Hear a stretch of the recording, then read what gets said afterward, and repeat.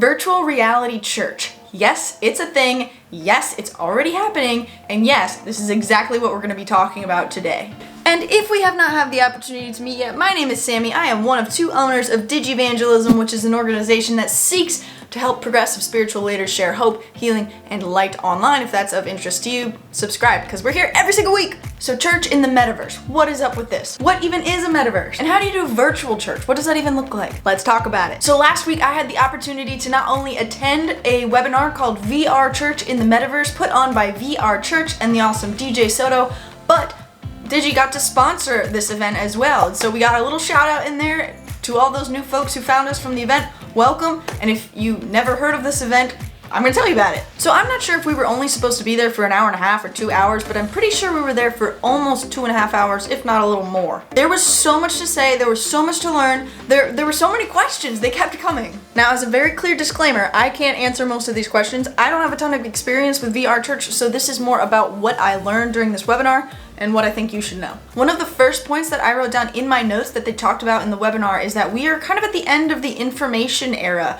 the information age of technology. So for so many years, for so long, it's just been, blog posts and YouTube videos and like learning and content.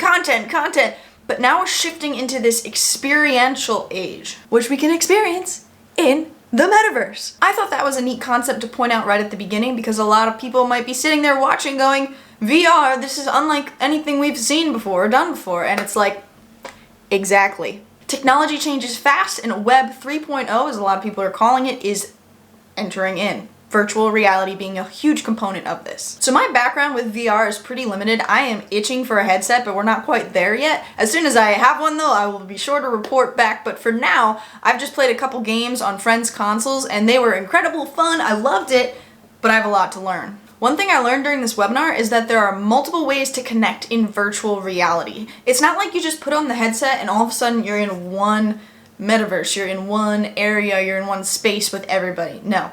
There are different rooms, there are different, softwares, platforms, I don't know what to call it. Basically, there are different places to go based on what you want and what kind of vibe you're looking for. So, there are kids-oriented places that are mostly filled with games and kept pretty G as far as the content, right? No, PG-13 stuff going on there, hopefully. But then there are spaces where it does get a little more unhinged, I guess. They said it was like the Wild Wild West of the metaverse, because there are more trolls, there are more people just trying to take advantage of situations and use them for their own fun, like trolls do. And then there are spaces that would be more appropriate, more safe perhaps for your church events, your ministry events, ministry gatherings. And so you kind of have certain options. It's not just like we're going into one space. I'm not going to go through all those options. I'm not going to explain it all to you. I'm just letting you know that was a thing. That was something I took away from this. Another thing I took away from this webinar is that the anonymity that your avatar gives you is powerful. So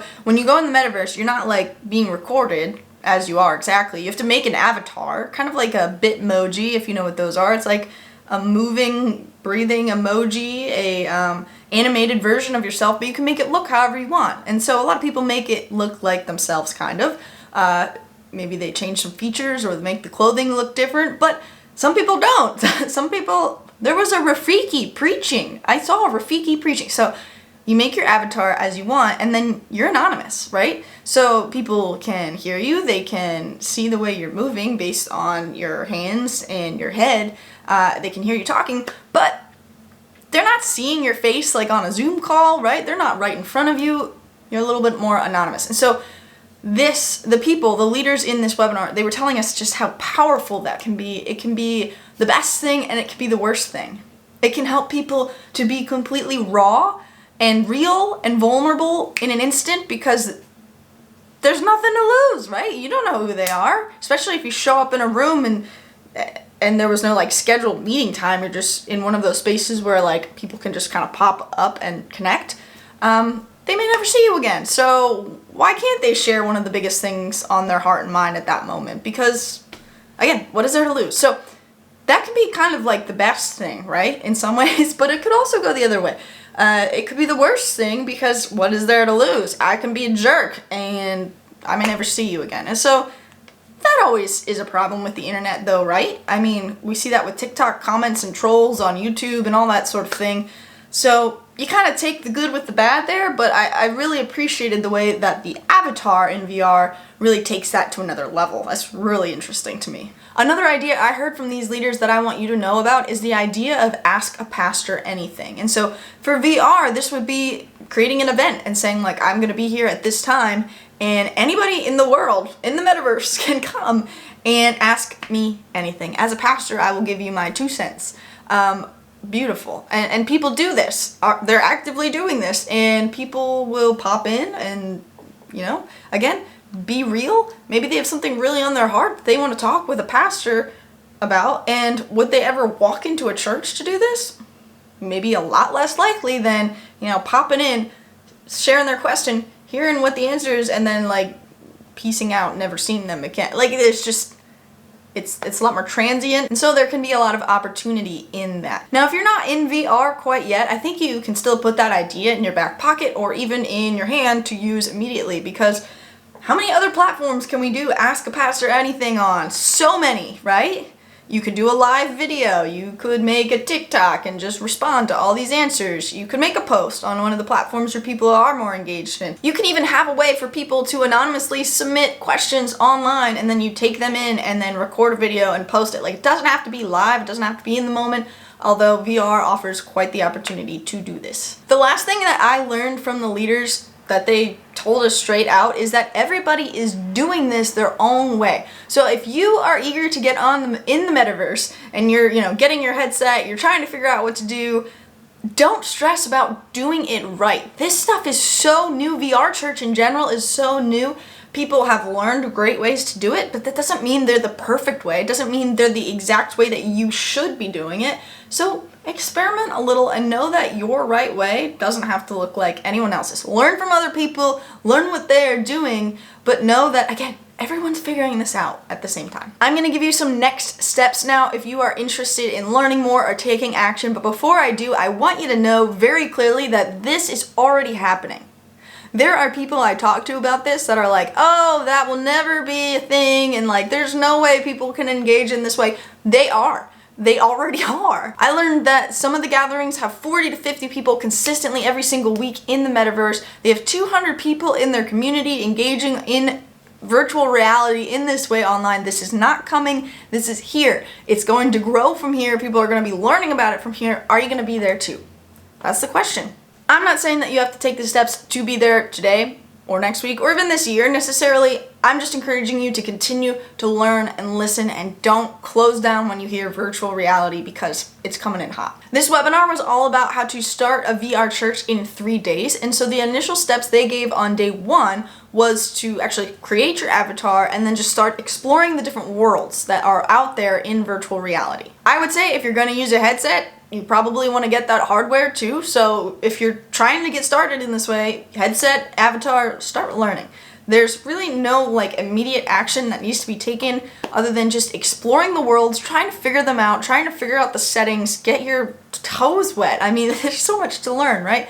It's the same thing we always say about TikTok. We say pastors and church leaders and faith leaders really need to just kind of be scrolling to understand the app before they can just start creating content on it. Otherwise, you're going to be talking to it like it's a YouTube video, which might not be what you need to do.